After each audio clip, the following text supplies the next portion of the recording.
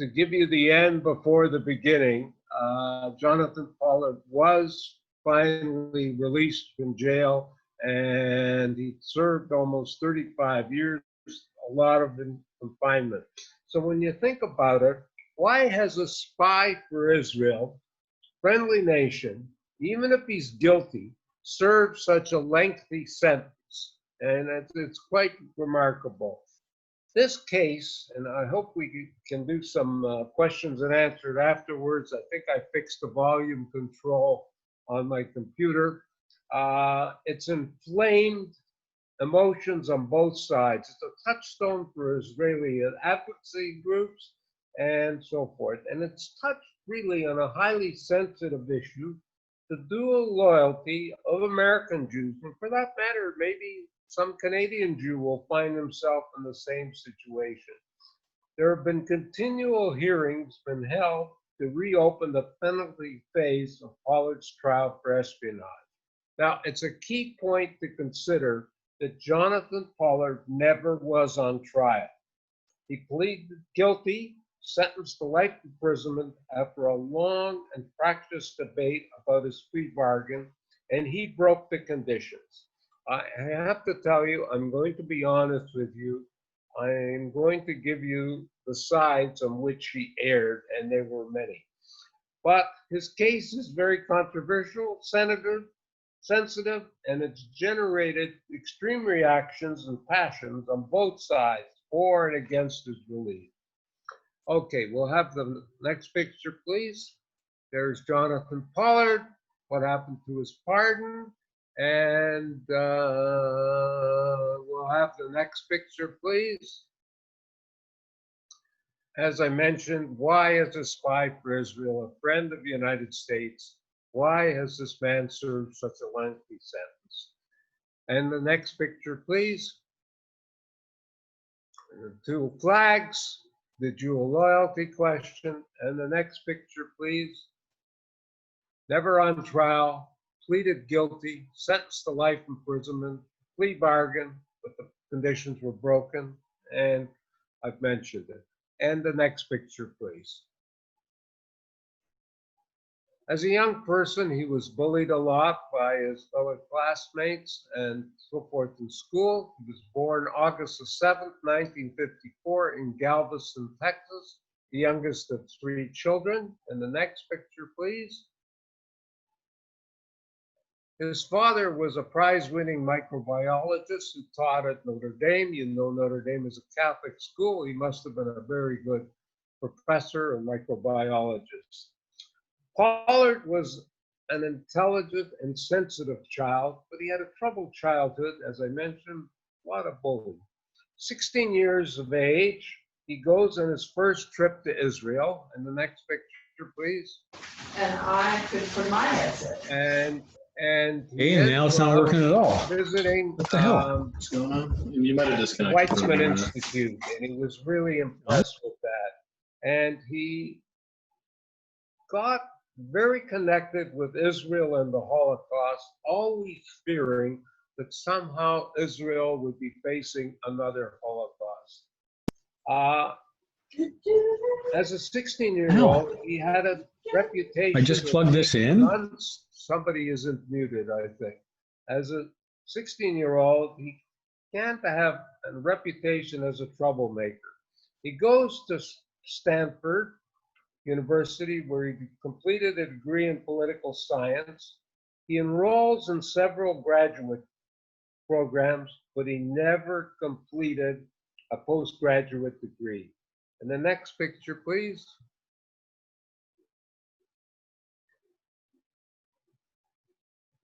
He's hired by American Naval Intelligence. He becomes an intelligence operative, and he works on Soviet issues. Now, it's very important, he was never put into anything that was involving the Middle East and intelligence. As a matter of fact, at the height of his spying, he was working on the Caribbean desk, I guess, dealing with the Soviet issues in Cuba and so forth. He has a run-in with this next picture, please. Admiral Sumner, Shap, Shapiro, and the Admiral, who was Jewish, he didn't like Pollard from the word go. He said, this guy is a kook, he should be fired. Somehow, this never got put in his file. He was never fired, and he continued in naval intelligence. Sumner, Shapiro wanted him transferred to a non-sensitive position. The Admiral felt that he just wasn't fitting in. There was something wrong with him. So his specialty is the Caribbean, probably Cuba, but he gravitated towards Middle Eastern operations. And he learned that the normal flow of intelligence to Israel had been cut off.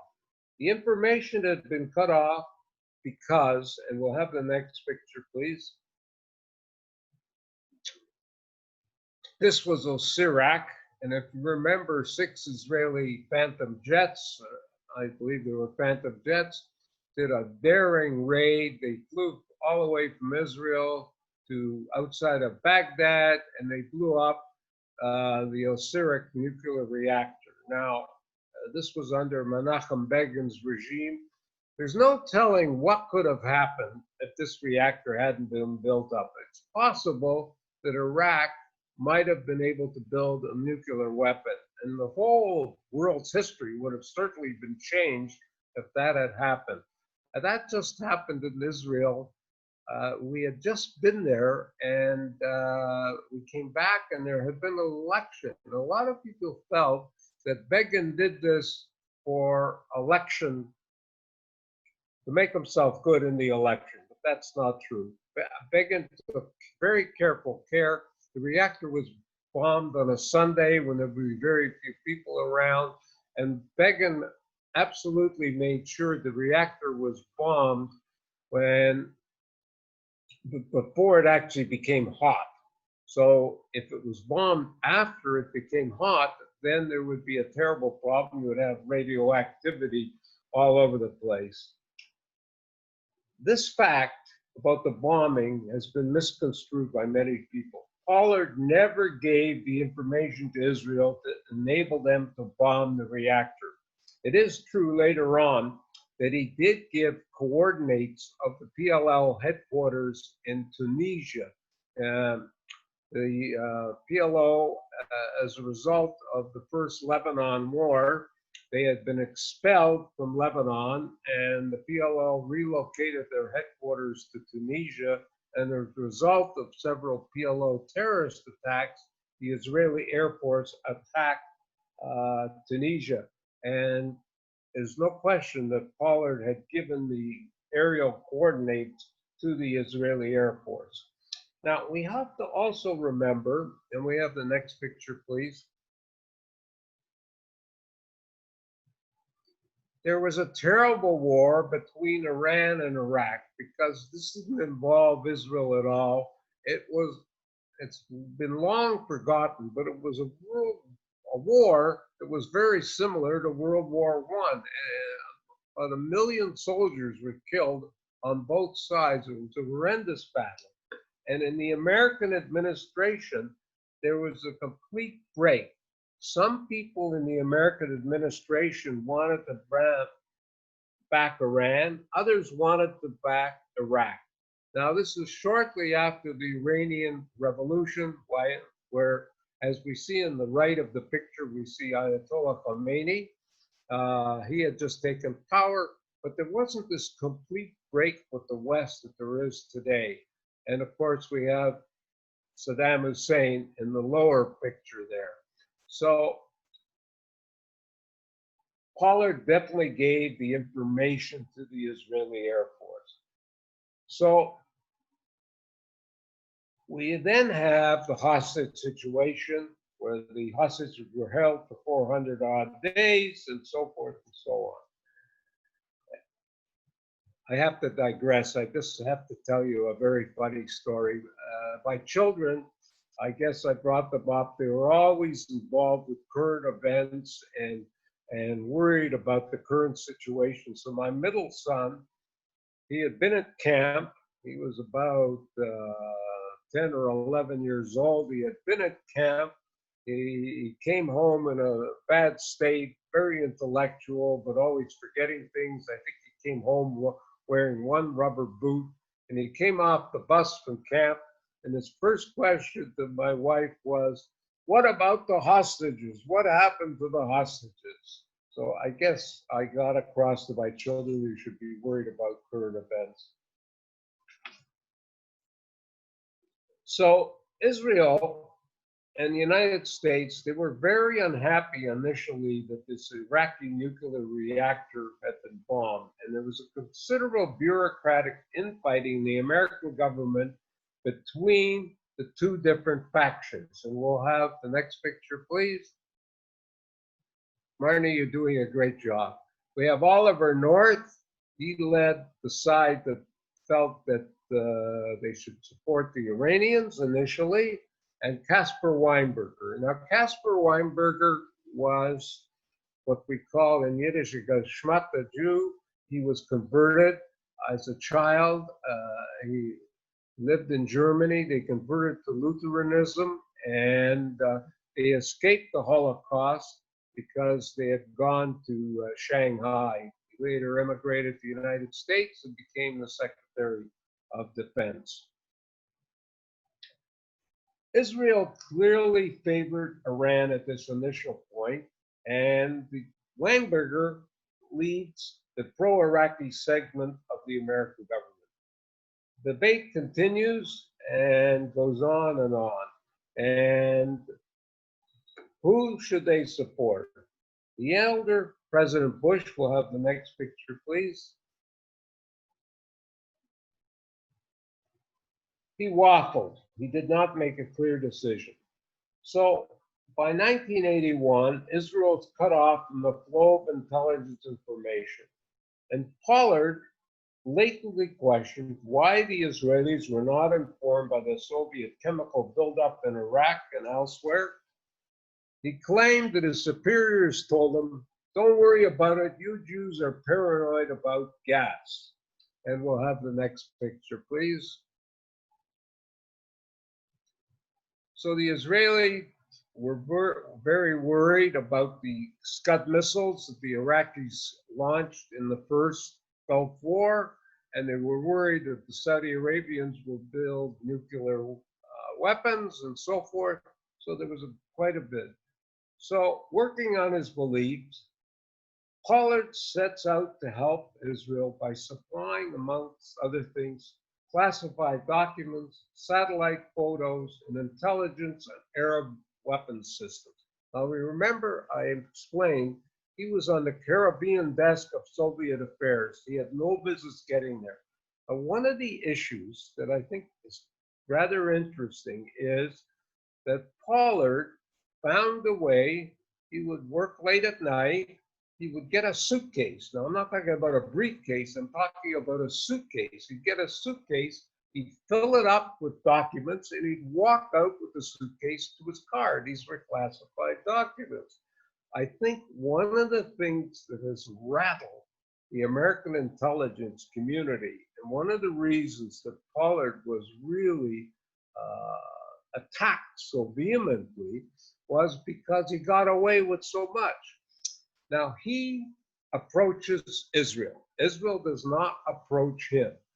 He links up with an Israeli Air Force intelligence person, Sella, and the Israelis realize what a treasure trove. At first, they're worried. They think the Americans are trying to trap them and get them involved in some way. But then they realize these are real documents, they've got real stuff. They rent a house, and don't forget this is in the 80s, so they buy a big expensive photocopy machine. Pollard keeps bringing in the suitcases full of documents. They photocopied them all, and then a day or so later, he brings the documents back. So after a while, the Israelis feel that they have to have the next picture, please. Initially, his motivation was ideological. rather than monetary. But the Israelis, every other intelligence or spy agency, MI5, MI6 in Britain, the CIA in America, you want to put a hook into your spy. How do you put a hook into it? You give him money. So they began to give him $1,500, $2,000 a month. And I think at the time he was making something like $30,000 a year. So this was a fair amount of money. They also bought his wife a beautiful ring that was quite expensive. And he had met, she was Jewish, Ann Henderson, and they were married. And they sent them on a trip to Paris. So the Israelis have a hook into him. And all this information is going back and forth. The classified information that was transmitted to Israel was about Iraqi chemical warfare capabilities. He gave them satellite photos and maps. The satellites were early on in their lifespan, very good. Another issue was most of the factories and facilities that were constructed by Bechtel. And we'll have the next picture, please. Bechtel was Caspar Weinberger's former company. So I think this was another issue that makes Weinberger so unhappy. Eventually, after 2 long days of interviews with the FBI, Pollard is stopped. And he realizes they were on to him, and he takes his suitcase. They prepared for this eventuality. They get in their car with their suitcase, his wife and him, and they drive to the Israeli embassy in Washington. Well, Sella was on duty, and Sella really was between the devil and the deep. He didn't know what to do, and he decided he would not open the gate. Once Pollard would be inside the Israeli embassy, technically the Americans would not be able to get him. Sella refused them. They locked the gates and would not let him in. So Pollard is apprehended. Pollard stalls. He's interviewed by the FBI. The 2 Israeli contacts that he had, this woman that was running the photocopy machine and another person, they got out of the country. Finally, after hours of interrogation, he admits that he had been spying for a foreign country, and then he refuses further information. Let's have the next picture, please. Pollard admits that he has been spying for a foreign country, Israel. And the next picture. So the first of many, many lawyers comes on the scene. The Pollard family hires Jonathan to represent Jonathan, Richard Hibby. Both the prosecution and the defense agree almost immediately. Look, we got to squeeze this. We got to get rid of this. This is embarrassing to everybody. We can't have this. Let's do a plea bargain. So you understand, maybe we have a lawyer present, but the plea bargain is the best thing for both parties. The American government was most anxious to conceal the arms sales to Iran. And in the convoluted thing, this is how crazy this was. Oliver North was involved in this. They were selling arms to Iran, and the money that they got from Iran for the arms that they were selling to Iran, this is before the total break with Iran, the arms went to the anti-communist guerrillas in Nicaragua. That's how complicated things were. So Richard Hibby, who's the first Pollard defense attorney, he had many connections in the American government. And he feels that he'd get a lenient sentence because the information had been sent to a friendly country. A foreign country, but a friendly country. Hibby also reasoned that no agent spying for a friendly country prior to this had ever served more than 14 years. In addition, they had another case where this spy had been giving information to another friendly country, Greece. He had been paid and did it for money. In a similar case, an Egyptian American named Kader Hamid had shipped ballistic missile technologies to Egypt. And eventually that found its way to Scud missile technology in Iraq. He only got 4 years. Now, what is Israel going to say about all this? So Israel refuses to acknowledge Pollard as an Israeli spy. Secretly, he paid his attorney, but they would not acknowledge it. In 1995, I should give you that all of this took place in 1985. In 1995, only 10 years later, did Israel grant Pollard citizenships. In 1998, Israel finally admitted that Pollard was a spy. They had originally claimed that Pollard was supervised by a rogue segment of Mossad. This is a favorite excuse. It wasn't the government. We never ordered it. This was some rogue guys that were trying to do some spying. So they wouldn't admit it. Let's have the next picture, please. So as you recall, the Mossad is the equivalent of the CIA. That's the branch of Israeli intelligence that operates abroad. For instance, kidnapping Eichmann, as we learned last week, operations like that. The Shin Bet is the internal Israeli intelligence. They operate on the West Bank and so forth. They don't operate abroad. Well, they finally come to an agreement on a plea agreement. And there were two important stipulations. First of all, he would completely cooperate with the government investigation, and he would not speak to the press without government authorization. And in exchange for Pollard's cooperation, the government agreed not to seek a life sentence. And the government, so remember, he's never been put on trial. The government also promised leniency for Pollard's wife, Anne, if he would plead guilty. She pleads guilty, he pleads guilty, and they said he'll get a substantial jail sentence and a fine. So let's have the next picture, please. So this will give you the sequence of events and the dates. Pollard pleads guilty to one count of conspiracy to commit espionage. There's a 9-month delay until sentencing. While he's in jail, Wolf Blitzer from CNN, at that time he was working for the Jerusalem Report, Wolf Blitzer goes to interview him in jail. Now, this is another thing that bothers me very much about this case. They didn't want him to talk to anybody, but why did they allow Wolf Blitzer to go interview him in jail? They were controlling the jail.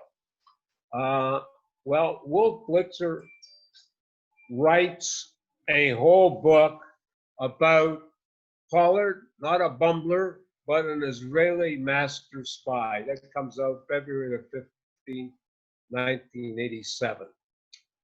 Caspar Weinberger, by this time, and you know we often say, and I'm trying to really be balanced here, present both sides, Jews that are converted are often the worst anti-Semites. While Weinberger puts in a 46-page sealed memorandum outlining to the judge the damage done by Pollard, and this is likely the cause of the life sentence.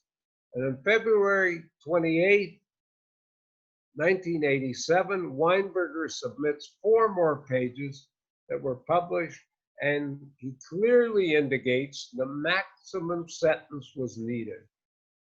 And finally, March the 4th, 1987, Pollard is sentenced to life imprisonment, and that ignored the plea bargain. And they said, with some justification, that he had broken the plea bargain by agreeing to this interview with Wolf Blitzer, which resulted in a book.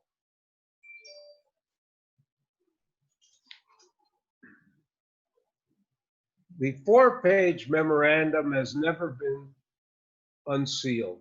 Weinberger called for severe punishment, and most people feel because of Caspar Weinberger, Pollard gets his life sentence.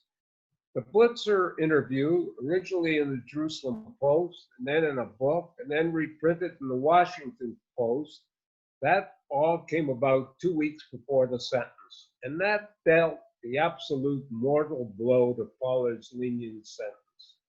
He's called a master spy in the article. And Jonathan Pollard, we said during the beginning, the Admiral called him a bumbling person. He never proofread the article that Blitzer wrote or the book. And that really made Pollard, his attitude was very poor. He was a braggart. He was not at all contrite, which the American government expected. So just before the sentencing, the second declaration of 4 pages comes out, and it's now published. And Weinberger says Pollard should receive a life sentence, reflecting the traitorous nature of his deeds, the magnitude of the reasons he committed, and the damage to America is beyond belief. He's asking for a life sentence. The next picture, please. And here's Wolf Blitzer, much younger Wolf Blitzer. He must be on CNN about 100 hours a day. Unbelievable.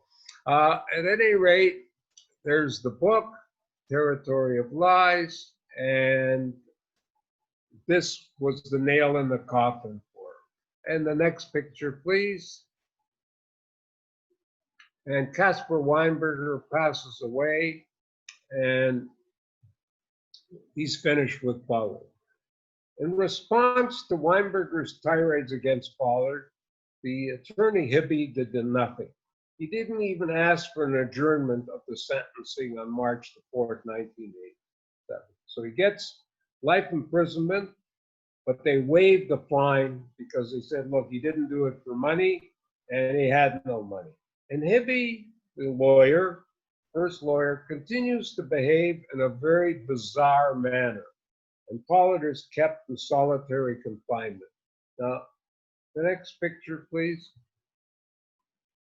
So here's a cartoon that appeared at that time in the Washington Post, and a presidential opportunity to right an injustice, to show mercy, rebuild the relationship with Israel. 21 letters, pardon Jonathan Pollard. It's so obvious. Let's have the next picture, please. At the same time as this was going on, 2 other key people were caught spying, 2 Americans, Aldrich James and John Walker. Aldrich James penetrated American intelligence, worked for the CIA. His work was a death sentence for 10 to 15 American agents working inside what was then the Soviet Union. And John Walker sold information. Both of these people did it for money. John Walker sold information about American submarine codes and undersea cable to the Russians. And neither of them, I shouldn't say neither of them, both of them received similar sentence for much more heinous crimes. They were not kept in confinement. Hibby sort of just backs off, inaction, incompetence, and abandons Pollard and drops the case like the proverbial hot potato. There's speculation that Hibby, the first lawyer, was paid secretly by Israel. And then some people felt the Israelis, by this time, they want to get out of this. They've got the information. Pollard's in jail. Let's mach nicht wissen, as we say in Yiddish, let's get out of this. So they probably told Hibby, drop the case, don't do anything. We don't need any more publicity. So he jettisons Pollard. So Pollard's in jail for 3 years.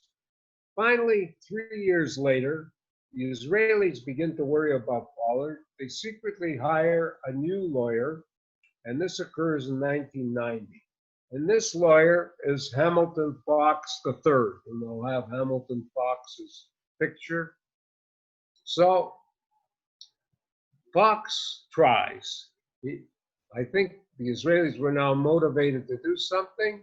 He wants to withdraw Pollard's guilty plea. He charged that the government would reach its plea agreement.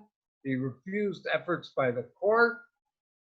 He cited the absence of any original objection by Hibby in 1987, and he asserted that Pollard had been denied effective assistance of counsel. And he claimed that Hibby deprived the spy of his constitutional rights. So that was quite a thing. And the next picture, please. Well, more people come to Pollard's aid. Pollard gets Alan Dershowitz, and Alan Dershowitz gets the retired Supreme Court Justice Arthur Goldberg. They both tried to open the contents of the sealed memorandum for Weinberger, and we now know that Pollard had provided Israel with direct information of America's knowledge of defense arrangements between Israel and South Africa. We also now know, unfortunately, that Pollard gave some of the information they'd have gotten and sold this information to Pakistan. So he was not a goody-good-shoes. So unfortunately, Goldberg passes away, and really Dershowitz can't do anything. The district court rejects all of Pollard's appeal, and there's not even a hearing. Then Fox takes the case to another lawyer, and we have still another lawyer. Next case. That also. I am sorry, I'm having a senior moment. He was a defense attorney or something like that. He was involved in some very famous court. So he launches an excellent appeal, and he even tried to help by making disrespectful remarks and comments about Pollard. He argues in front of the DC Court of Appeals. And who's on the DC Court of Appeals? Next picture, please. Our friend Ruth Gator Ginsburg. This is a much older picture. By the way, I saw her give a talk in person about 10 years ago. I thought you could knock her over with a feather. If you understand the culture wars in the United States, if she passes on before Trump and is out of the White House and before the Democrats get the Senate, it'll be really a very difficult case if Trump appoints another conservative justice on the Supreme Court. Whatever side you take, her passing, and she's so ill. I couldn't believe how frail this woman was 10 years ago. But she carries on, God bless her. Anyways, the appeal is argued before the District of Columbia Court of Appeals, Ruth Bader Ginsburg, and another Jewish justice, and she's very liberal. The two Jewish justices on this three-person panel dismiss the appeal, while the non-Jewish justice dissents. Judge Williams found that the government's arguments, Judge Williams was the non-Jewish judge, he's the only one that found for Pollard. He found that the government's arguments were so flawed, the sentence should be discontinued and the case resentenced. But they lost the appeal 2-1. It then goes to the United States Supreme Court. And the next picture, please. While Clinton was president, the Supreme Court would not hear the case. The years drag on. 8 years later, September the 20th, year 2000, there's another set of lawyers.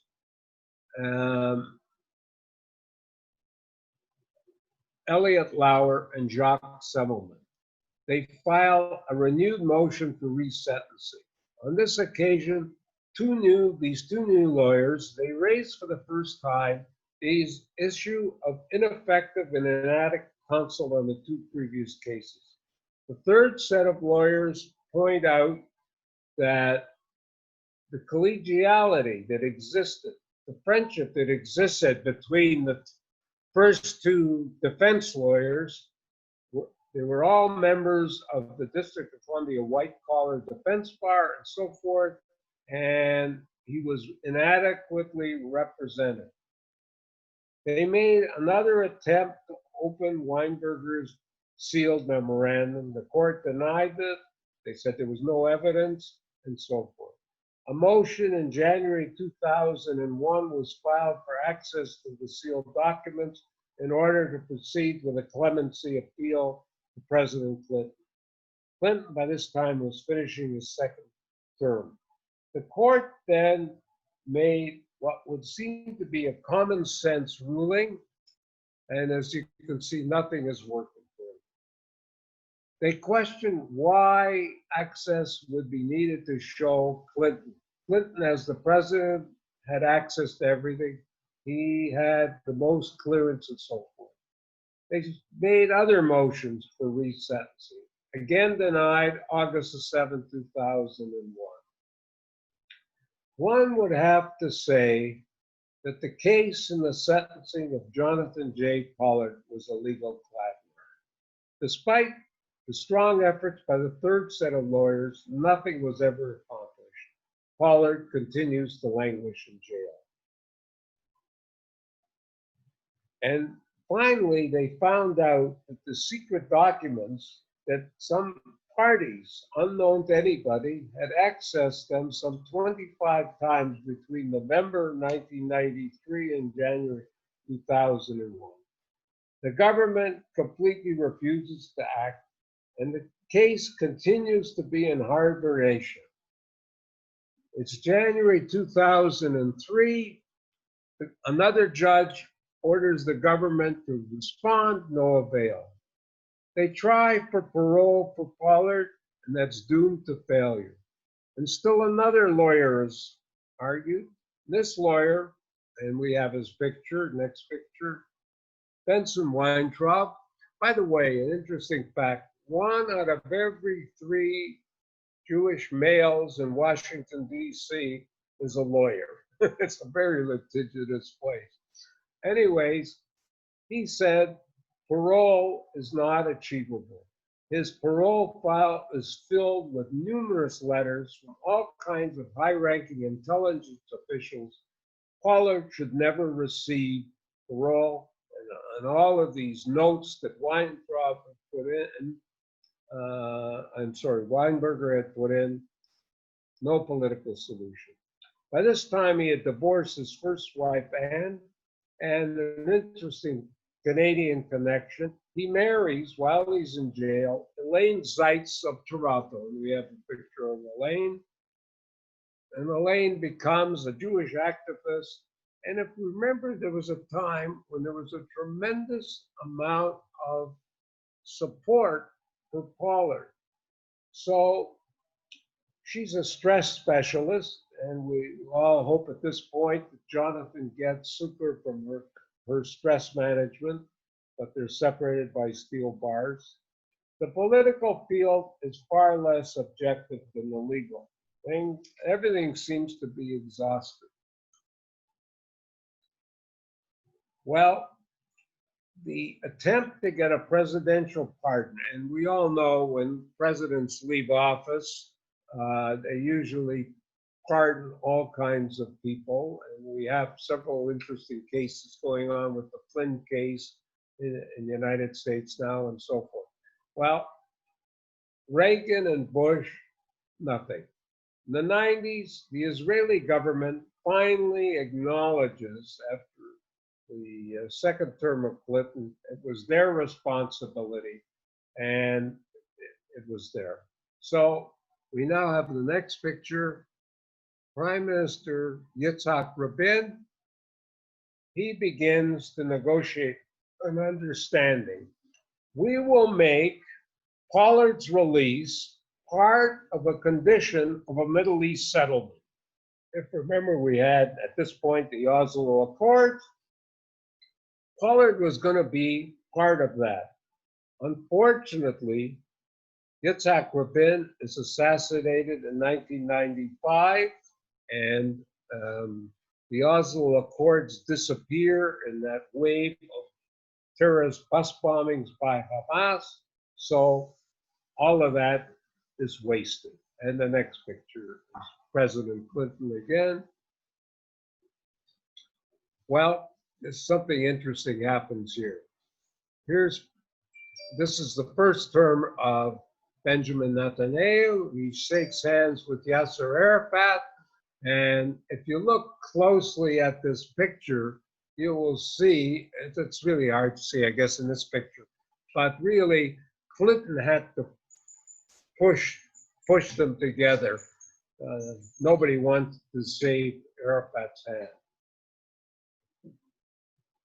Clinton wanted to make a deal.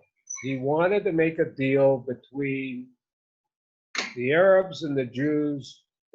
Final deal, he'll go out, he's going to win a Nobel Prize. So he convenes everybody at Y River, and the talks became stalemated over the release of Palestinian prisoners. And all of a sudden, the Arabs, the Palestinians, come up with this idea. Look, we want all these prisoners out. Why don't the Americans release Pollard, and we'll make sure that we will make this peace and so forth. So Pollard even became a pawn for the Arabs.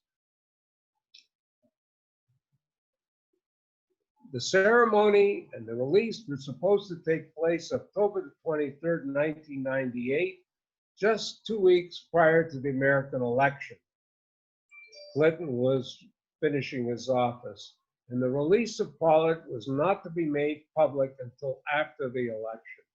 And there was a side letter between America and Israel calling for Pollard's release. There were numerous other side letters setting out Israeli conditions for a peace agreement. The Pollard sign letter never comes. Netanyahu says he's not going to attend the signing. And all of a sudden, at the last moment, when they were actually going to release him at this point, this man, next picture, George Tenet, who was the director of the CIA, he says, "You release Pollard, and I'm resigning," and being very public. So the American intelligence community was absolutely dead set against Pollard being released. And I think that earlier comment I made, part of it was the embarrassment this guy made for the intelligence community, walking out with suitcases full of money and so forth. Whether there was any anti-Semitism, I'm not sure that was the whole thing. So the intelligence community was really so against it. So, in the next picture, please.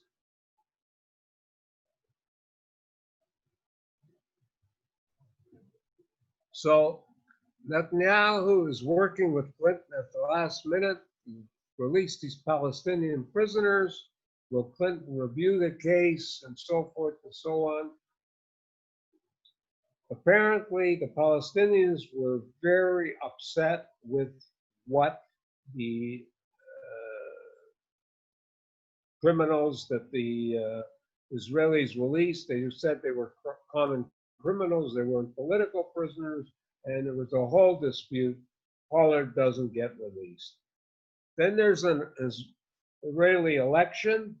I'm sorry, it's a very complicated case with a lot of people, but we're reviewing the whole end of the 20th century, the beginning of the 21st century. Bibi loses the election. This is the one election he lost. He loses it to Ehud Barak. We'll have a picture of Ehud Barak. So all of these agreements and all of the pardons, Pollard is forgotten. Barak, by the way, it's very interesting. He gave a peace deal to the Palestinians that was beyond belief. Arafat was in fear of his life. He felt if he didn't get the right of return, that all Palestinians could go back to Israel, he couldn't make the deal. And it was the best deal that the Arabs would ever get. And we have that famous saying that Abba even said, the Arabs never miss an opportunity to make an opportunity. So there was no big uproar from the major Jewish leaders. By this time, Pollard is almost forgotten. The major Jewish organizations like B'nai B'rith, they declined to comment and they said nothing. Why did the B'nai B'rith and all the Jewish organizations, why was there no response? They felt enough already. Let's be quiet. It's one guy, he's been in jail all this time. Let it go away. And if we support Pollard, we'll sanction the crime of spying. And this really comes to the heart of the issue. You know, are you an American Jew or a Jewish American? Should an American Jew be spying for Israel? Very sensitive issue. Well, in this whole account, really, there are no heroes. Jonathan Pollard is not a very sympathetic figure. He's a bumbling figure. He gave those belligerent interviews after the plea bargain. He spoke to Wolf Blitzer, and he never proofread his thing. He embarrassed the American intelligence community because with his success, suitcases full of documents. And the American intelligence community has a totally vindictive sense. What Pollard did exactly, we don't know, but it's coming out that some of his stuff went to China, some of his stuff went to Pakistan, and so forth. If you compare his treatment to the two spies that I mentioned, Aldrich James and Walker, it's far worse. So he has been mistreated.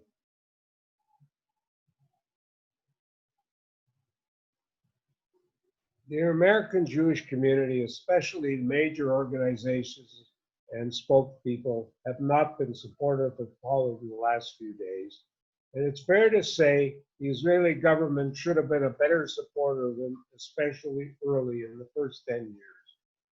He's been 30 years in jail.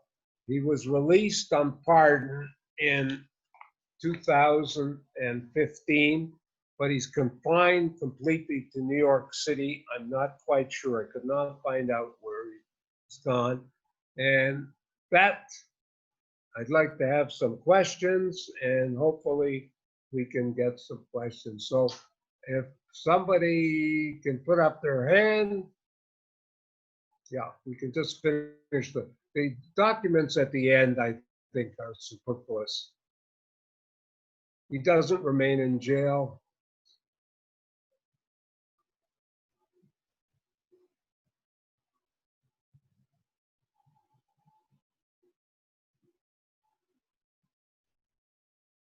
Any questions?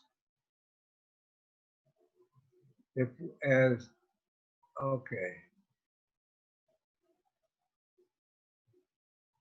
I'm glad to see you.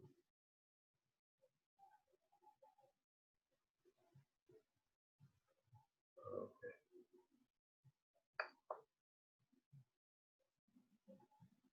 Any questions? We'll be happy to take any questions.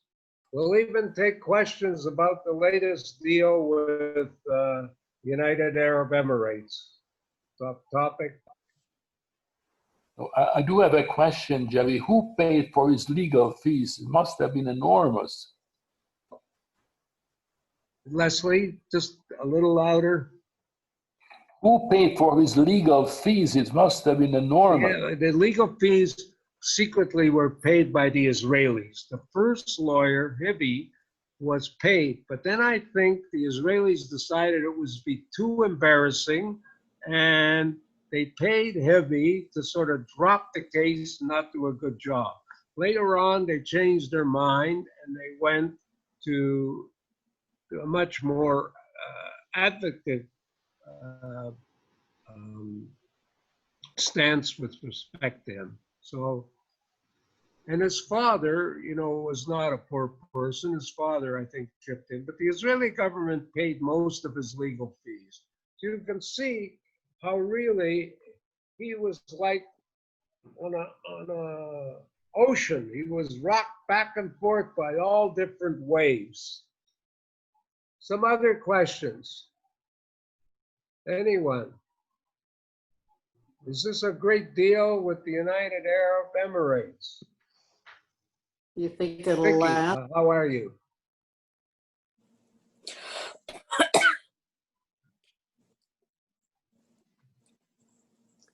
The thing is, do you think it will last? Gloria,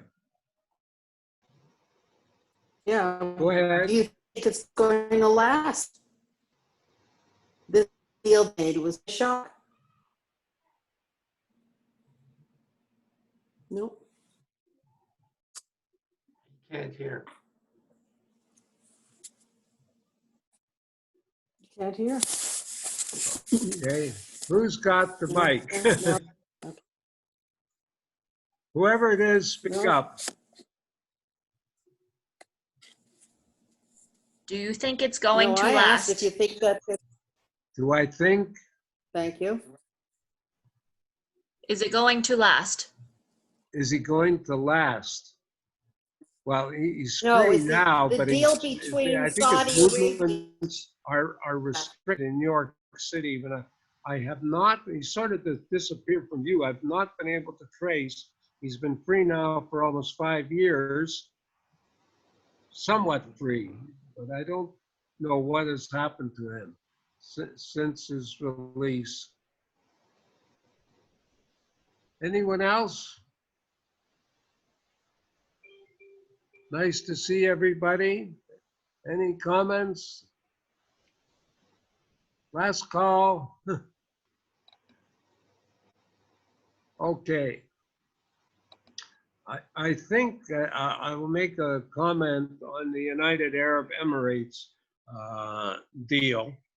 I think that this has actually, Thomas Friedman, who's, I respect him very much, he's a top New York Times columnist.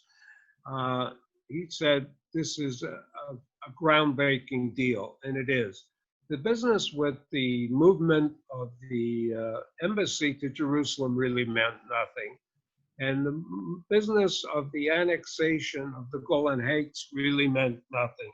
This will be very significant, especially if the other Arab Emirates, Qatar and Oman and so forth, and Bahrain, if they go along with this, this will be thing. And this will perhaps force the Palestinians to make thing. Now, the big problem is, I'm just giving my own personal opinion. The big problem is if Bibi screws this up, Bibi's electorate base is the right-wing settlers. And if he goes ahead with the annexation after promising to suspend it, and I saw Jared Kushner being interviewed on CNN by Wolf Blitzer. And if he goes ahead with any annexation, I think that could break it up. If Bibi can restrain himself and not worry about his electorate for a year or so, I think this could be really groundbreaking. And fundamentally, to understand all of this, it's something we've talked about in all the current events and all these other classes. It's the Sunni Shiite divide. If you look at a map and see where United Arab Emirates, and incidentally, it's much bigger than I thought, it's 10 million people. United Arab Emirates is across the Straits of Hormuz from Iran.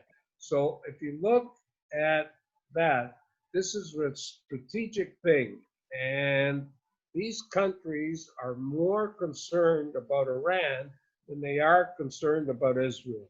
And the ultimate thing we could all hope and pray for if Saudi Arabia ever gets involved, the Israelis and the Saudis have been working under the table for some time. The United Arab Emirates and Israel have been working actually much more openly. So if the Saudis or any of these other countries pile into this, this will be groundbreaking and will really be a great piece, and it will be a good.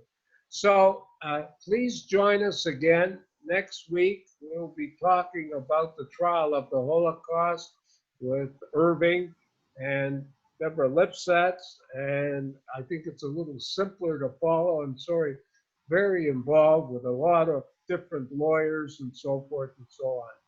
So thank you all very much. And if anybody wants to tell their friends, I see we've recorded this again, and I appreciate Marnie, and I have to thank her very much. Everybody be well, and thank you, and we'll see you next week. Thank you very much. Thank you, Jerry.